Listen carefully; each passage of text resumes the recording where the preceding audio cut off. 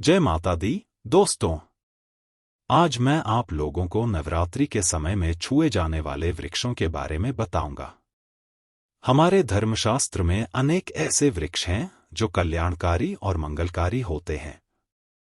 यदि आप इन वृक्षों को नवरात्रि के दिनों में छू लेते हैं तो आपकी सभी प्रकार की परेशानियां और कष्ट समाप्त हो जाते हैं और आपकी जो भी मनोकामना या इच्छा है वह माता दुर्गा जी अवश्य पूरी करती हैं। खासकर नवरात्रि के समय में इसका असर कई लाख गुना होता है। नवरात्रि के समय को शक्ति का पर्व कहा जाता है।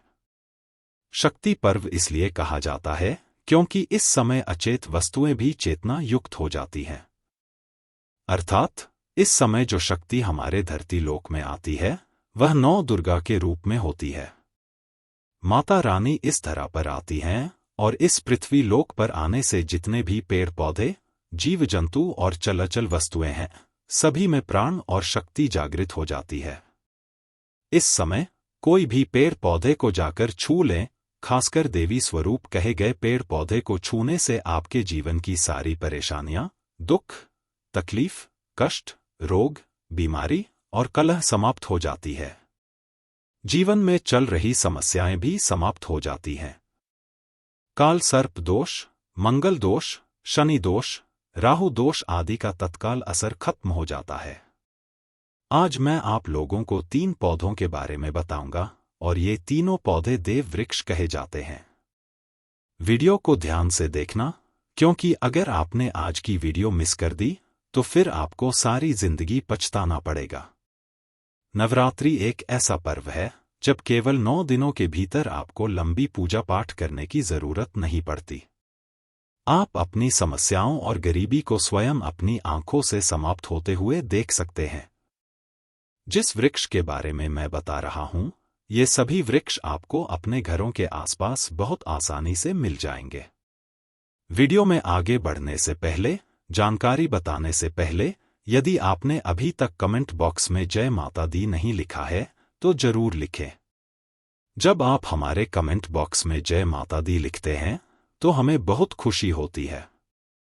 आपकी प्रतिक्रियाएं हमारे मनोबल को बढ़ाती हैं और हम आपके लिए ऐसी ज्ञान भरी जानकारी लेकर आते हैं।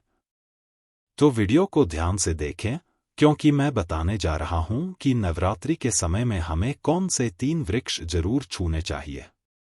एक खास बात सभी दर्शकों को बताना चाहूंगा, नवरात्रि के समय में जितना अधिक हो सके देव वृक्ष की पूजा जरूर करें।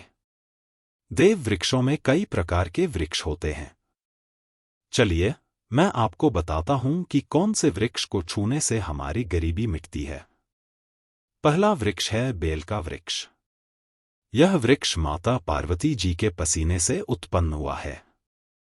स्कंद पुराण के अनुसार माता पार्वती देवी स्वरूप कही गई हैं, अर्थात यह नवदुर्गा के स्वरूप में है। स्कंद पुराण की कथा में कहा गया है कि बेल का वृक्ष माता पार्वती के पसीने से उत्पन्न हुआ है। इसकी डाली में पार्वती, जड़ में ब्रह्मा, तने में विष्णु और समस्त हिस्सों में भगवान शंकर जी बसे हुए हैं। संध्याकाल में शिव मंदिर या नव दुर्गा मंदिर के समीप जो बेल का वृक्ष होता है, उसके नीचे घी का दीपक जलाने से व्यक्ति धनवान, गुणवान और पराक्रमी बनता है। व्यक्ति के सभी प्रकार के मनोरथ की पूर्ति होती है। हमारे धर्मशास्त्र में यह भी कहा गया है कि नवरात्रि के समय में यदि कोई व्यक्ति बेल के वृक्ष को माता नौ दुर्गा का ध्यान करते हुए 7 बार छू कर आता है तो उसकी तत्काल थकान और सुस्ती चली जाती है। व्यक्ति को नवरात्रि के समय में जितना अधिक हो सके संध्याकाल में बेल के वृक्ष को जरूर छूना चाहिए। यदि आप अधिक नहीं छू सकते तो कम से कम 7 बार छूकर जरूर आ जाएं और बेल वृक्ष के नीचे घी का दीपक जलाना न भूलें। दोस्तों, घी का दीपक जलाने के कई फायदे हैं और यह मैं इस वीडियो में विस्तार से बताऊंगा। इसलिए आज की वीडियो थोड़ी लंबी हो सकती है, हो सकता है यह 10 मिनट की वीडियो बन जाए। लेकिन अपना पूरा समय जरूर दें, क्योंकि जब हम उपवास या व्रत रखते हैं तो हमारे शरीर में काफी थकान आ जाती है और ऊर्जा की कमी होने लगती है। हालांकि हमें अध्यात्म से ऊर्जा प्राप्त होती है, फिर भी भोजन न करने के कारण हमारे शरीर में ऊर्जा की कमी होती है। इस ऊर्जा को बरकरार रखने के लिए हमें बेल वृक्ष को छूना चाहिए। अनेक संत महात्माओं ने बेल वृक्ष के पत्तों को खाकर तपस्या की है और कई प्रकार की सिद्धियां हासिल की हैं। धर्मशास्त्र कहते हैं कि यदि नवरात्रि के समय में बेल के पत्ते खाए जाएं, तो जो व्यक्ति लंबे समय से मंत्र जाप कर रहा है और सिद्धि प्राप्त नहीं कर पा रहा है, वह बेल के पत्ते खाने से जल्दी सिद्धि प्राप्त कर सकता है। बेल के नीचे घी का दीपक जलाने से भी हमें सिद्धि की प्राप्ति होती है, जिसका मतलब होता है कार्य में सफलता। तो जो लंबे समय से आपके कार्य नहीं हो पा रहे हैं, उन कार्यों में नवरात्रि के समय जितने भी दिन हों, आप शाम के समय में घी का दीपक जरूर जलाएं। यदि कोई व्यक्ति नवरात्रि के समय में बेल वृक्ष की जड़ में दूध चढ़ाता है, तो सभी प्रकार की व्याधियां दूर होती हैं। अगर सिंदूर युक्त गंगा जल चढ़ाते हैं, तो व्यक्ति की गरीबी मिट जाती है। यदि बेल वृक्ष की जड़ में तेल चढ़ाते हैं, तो सौभाग्य की प्राप्ति होती है। बेल के 3 पत्तों को महाकाली, महालक्ष्मी और महासरस्वती के स्वरूप कहा गया है। अगर आप इन तीनों पत्तों में पहले पत्ते पर ओम, दूसरे पत्ते पर हरि ओम और तीसरे पत्ते पर सिंदूर से लिखकर चढ़ाते हैं, तो तत्काल आपकी मनोकामना पूरी होती है और कार्य में सफलता मिलती है। यदि आपकी कोई मनोकामना है जो लंबे समय से पूरी नहीं हो रही, तो यह उपाय अवश्य करें। अब ध्यान दें, नवरात्रि के समय में बेल वृक्ष की जड़ में यदि तांबे की कोई अंगूठी होती है जो मंगल से जुड़ी होती है, तो अगर आप इसे जड़ में दबाकर रखते हैं और नवरात्रि के दौरान इसे दबे रहने देते हैं, तो उसके बाद पहनने पर वह जागृत हो जाती है। बेल का वृक्ष स्वयं जागृत माना गया है और नवरात्रि के समय इसकी ऊर्जा अत्यधिक बढ़ जाती है। यदि आप इस प्रकार की अंगूठी पहनते हैं, तो आपको कभी भी रक्त संबंधी समस्याएं नहीं होंगी। इसके अलावा काल का दोष, राहु की पीड़ा आदि भी आपको परेशान नहीं करेंगे और नौ दुर्गा की कृपा से आप सदैव सुरक्षित रहेंगे। ऐसे व्यक्ति की कभी भी अकाल मृत्यु नहीं होती। दोस्तों, मैं दूसरे पौधे के बारे में बताने जा रहा हूं। मैं जिस पौधे के बारे में बता रहा हूं, वह शमी का वृक्ष है। शमी के वृक्ष को जगदम्बा के स्वरूप कहा गया है। यह स्वयं जगदम्बा का प्रतीक है और इस पर मां जगदम्बा स्वयं साक्षात विराजमान रहती हैं। यदि कोई व्यक्ति संध्याकाल में नवरात्रि के समय में इसके नीचे धूप दीप जलाता है और धुआं दिखाता है, तो उनकी सभी प्रकार की परेशानियां दूर होती हैं। धर्मशास्त्र के अनुसार यदि कोई व्यक्ति नवरात्रि के पूरे समय में इसे कर सके, तो वह एक दिन भी यह उपाय कर सकता है, विशेषकर पंचमी या सप्तमी के दिन। हमारे धर्मशास्त्र में कहा गया है कि यदि नवरात्र के समय में कोई व्यक्ति लाल चूनी बांधता है और मनोकामना बोलता है, तो उसकी मनोकामना पूरी होती है। यदि कोई महिला जाकर इसे बांधती है, तो उसे सौभाग्य की प्राप्ति होती है और उसके पति की कभी भी अकाल मृत्यु नहीं होती। इसकी जड़ में सिंदूर डालने से व्यक्ति को आरोग्य की प्राप्ति होती है। जो लोग लंबे समय से बीमार हैं, उनके लिए यह उपाय फायदेमंद है। वे लोग जो बीमार हैं, उनके शरीर से 7 बार सिंदूर को उतारकर शमी की जड़ में डाल सकते हैं, जिससे उनके रोग जल्दी ठीक हो जाएंगे। यदि आप बीमारी से बचना चाहते हैं या निरोग रहना चाहते हैं, तो इसकी जड़ में सिंदूर जरूर डालें। मनोकामना पूर्ति के लिए मैं एक मंत्र बता रहा हूं। इस मंत्र को बोलते हुए शमी के वृक्ष को छूना है।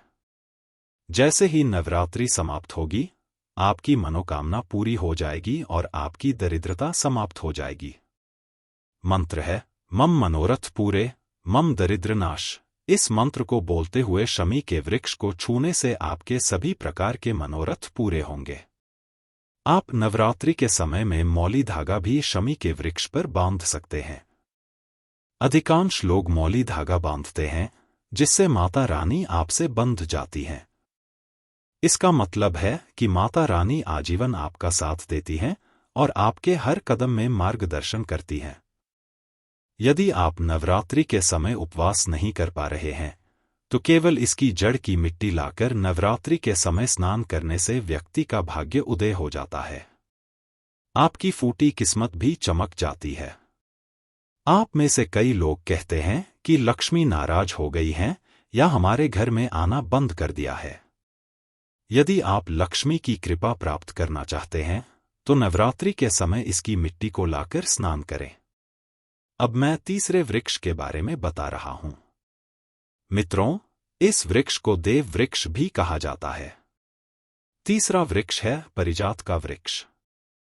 परिजात का वृक्ष समुद्र मंथन के दौरान इंद्र के नंदन वन में स्थापित किया गया था। भगवान कृष्ण ने इसे मानव जन कल्याण के लिए धरती लोक पर लाए थे। परिजात का वृक्ष मां लक्ष्मी का स्वरूप माना जाता है, क्योंकि मां लक्ष्मी भी समुद्र से उत्पन्न हुई है। यदि किसी व्यक्ति के शरीर में थकान हो या पीड़ा हो तो व्रत के दौरान शाम के समय परिजात के वृक्ष को छूकर आना चाहिए। यदि आप चाहें तो नवरात्रि के किसी भी समय इस वृक्ष को छू सकते हैं। को छूते ही तत्काल शरीर की थकान, सुस्ती और कमजोरी समाप्त हो जाती है। यदि नवरात्रि के समय में इस वृक्ष के नीचे घी का दीपक जलाया जाए और थोड़ी सी सिंदूर इसकी जड़ में डाली जाए तो सभी प्रकार की मनोकामनाएं पूर्ण होती हैं। लेकिन आपको प्रार्थना अवश्य करनी चाहिए, हे परिजात वृक्ष, आप देवी स्वरूप कही जाती हैं। इस प्रकार आप इनसे अपनी मनोकामना या मनोरथ व्यक्त कर सकते हैं। यह लक्ष्मी की बहन कही गई है क्योंकि यह समुद्र मंथन से उत्पन्न हुई है। अगर आप भी जल्द धनवान बनना चाहते हैं और आपके जीवन में कोई अधूरी कामना है तो हमने जिन 3 वृक्षों के बारे में बताया है उन्हें नवरात्रि के समय में छूना शुरू कर सकते हैं। यदि कोई व्यक्ति इन तीनों वृक्षों को छू लेता है तो ऐसे व्यक्ति के कार्य सफल होने और उसकी मनोकामना पूर्ण होने से दुनिया की कोई भी शक्ति नहीं रोक पाएगी। मनोकामना पूर्ति, कार्य में प्रगति और अपनी किस्मत को चमकाने के लिए नवरात्रि में यह उपाय अवश्य करें। दोस्तों, यह उपाय आपकी जिंदगी को संवार देगा और आपकी चल रही परेशानियों को दूर कर देगा। तो यह जानकारी कैसी लगी, हमें कमेंट सेक्शन में जरूर बताएं। और इस जानकारी को अपने तक सीमित मत रखें, इसे आगे जरूर शेयर करें, क्योंकि ज्ञान बांटने से ज्ञान बढ़ता है। हो सकता है जब आप यह वीडियो शेयर करेंगे तो किसी व्यक्ति को नवरात्रि के समय थकान या किसी प्रकार के कष्ट महसूस हो रहे हों और वे इन वृक्षों को छूकर सारे कष्टों से छुटकारा पा सकें। नवरात्रों के दौरान क्या नहीं खाना चाहिए और क्या नहीं पीना चाहिए और कौन सा फल खाने से व्रत संपूर्ण और सफल हो जाता है, इस पर चर्चा करते हैं। दोस्तों, हमारे चैनल को सब्सक्राइब जरूर करें और इस बेल आइकॉन को दबाना न भूलें। आइए शुरू करते हैं। दोस्तों, नवरात्रि के दिनों में सेब जरूर खाना चाहिए। शास्त्रों में बताया गया है कि भगवान के भोग में सेब अर्पित किया जाता है। अगर आपका व्रत है तो आपको सेब अवश्य खाना चाहिए। केला, पपीता, तरबूज और मीठे अंगूर भी खाने चाहिए। इन फलों से व्रतधारी को शक्ति मिलती है और व्रत संपूर्ण हो जाता है। शास्त्रों में कहा गया है कि नवरात्रों के दिनों में सीताफल का सेवन करना चाहिए। सीताफल खाने से 10 प्रकार की बीमारियां समाप्त हो जाती हैं। माना जाता है कि नवरात्रों के दिनों में सीताफल का घर में प्रवेश शुभ होता है। इसे खाने से नवरात्रि का व्रत सफल हो जाता है, क्योंकि इसमें माता सीता का आशीर्वाद होता है। नवरात्रि के दौरान इसे खाने वाले व्यक्ति को दुखों का सामना नहीं करना पड़ता। नवरात्रों में व्रतधारी को डिब्बाबंद लस्सी या डिब्बाबंद जूस नहीं पीना चाहिए, क्योंकि इनमें कई केमिकल मिलते हैं जिससे व्रत टूट सकता है। जब भी आप फलों का जूस पिएं तो याद रखें कि उसमें नमक न डालें, अन्यथा व्रत टूट जाएगा। साथ ही जूस में बर्फ भी नहीं डालना चाहिए। फलों का सादा जूस पीने से व्रत सफल होता है। दोस्तों, नवरात्रि के दौरान सिंगाड़े का आटा या किसी भी प्रकार का आटा जो कीड़े वगैरह में मिल जाता है, नहीं खाना चाहिए।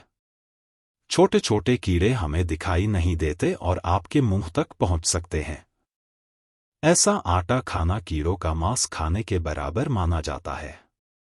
नवरात्रि के दौरान आप शाम के समय खाने में दही, आलू वगैरह ले सकते हैं। साबूदाने की टिक्की बनाकर खा सकते हैं और साबूदाने और आलू के पापड़ भी खा सकते हैं। कई सब्जियां हैं जो नवरात्रि के दौरान भोजन में शामिल की जा सकती हैं। इससे आपको ऊर्जा मिलेगी और व्रत सफल हो जाएगा। नवरात्रि के दौरान आप दूध पी सकते हैं, जो आपको ताकत देगा। चाय वगैरह भी पी सकते हैं, लेकिन याद रखें कि उसमें नमक न डालें। एक बात का ध्यान रखें, व्रतधारी को पेट भरकर यानी गले तक भोजन नहीं करना चाहिए, नहीं तो व्रत रखने का कोई लाभ नहीं होगा। थोड़ा थोड़ा खा सकते हैं। दोस्तों, नवरात्रि के 9 दिन आदि शक्ति मां दुर्गा को समर्पित होते हैं। नवरात्रि के 9 दिनों में माता रानी के 9 अलग अलग स्वरूपों का पूजन किया जाता है।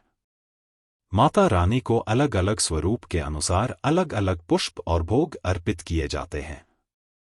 लेकिन क्या आप जानते हैं कि कुछ ऐसी वस्तुएं हैं जिन्हें नवरात्रि के दौरान भूलकर भी माता रानी को अर्पित नहीं करना चाहिए? यदि आप इन वस्तुओं को गलती से भी माता रानी को अर्पित करते हैं, तो आपको व्रत और पूजन का पूर्ण लाभ नहीं होगा। इसलिए माता रानी की कृपा प्राप्त करने के लिए यह जानना अत्यंत आवश्यक है कि कौन सी ऐसी वस्तुएं हैं जो माता रानी के पूजन में भूलकर भी नहीं करनी चाहिए। तो आइए मां का जयकारा लगाते हुए वीडियो को आगे बढ़ाते हैं। दोस्तों, नंबर 1, नवरात्रि के दौरान शादीशुदा महिलाओं को सफेद कपड़े पहनकर पूजा पाठ नहीं करना चाहिए। साथ ही काले कपड़े भी नहीं पहनने चाहिए, क्योंकि इससे पूजा और व्रत खंडित हो जाते हैं। माता की चौकी जब आप लगाएं तो उसके नीचे कागज नहीं लगाना चाहिए। माता की चौकी हमेशा लाल कपड़ा बिछाकर ही बनानी चाहिए। हमेशा याद रखें, नवरात्रों के इन 9 दिनों में व्रतधारी को अपना आसन मां की चौकी के आगे ही लगाना चाहिए और वहीं पर आपको सोना चाहिए। मंदिर को नवरात्रों के दौरान अकेला नहीं छोड़ा जाता, यह बहुत अशुभ माना जाता है और इससे दुर्गा माता नाराज हो जाती हैं और हमेशा के लिए चली जाती हैं। दोस्तों, नंबर 2, नारियल। हिंदू धर्म में नारियल को समृद्धि, धन, श्रद्धा और सम्मान का प्रतीक माना जाता है। नारियल को श्रीफल भी कहा जाता है और इसे सुख समृद्धि में वृद्धि करने वाला माना जाता है। नारियल का हर मांगलिक कार्य में विशेष महत्व होता है। जैसे कि आप सभी जानते हैं, माता रानी के कई मंदिरों में नारियल से बलि भी दी जाती है और माता रानी के पूजन में नारियल का इस्तेमाल हम सभी करते हैं। खासकर कलश की स्थापना नारियल रखकर ही की जाती है। हालांकि माता रानी के पूजन में हम नारियल का इस्तेमाल करते समय कुछ गलतियां कर बैठते हैं। नारियल कई प्रकार के होते हैं, एक हरा और दूसरा सूखा, जिसके अंदर